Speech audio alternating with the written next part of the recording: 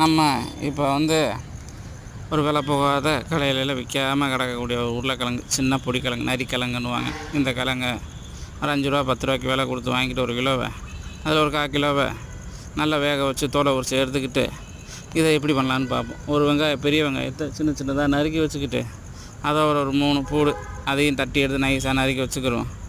அப்புறம் குடை மிளகா இருக்கும் பார்த்திங்களா, அது ஒரு 1/2 மிளகா அதையும் நறுக்கி எடுத்துக்கிடுவோம்.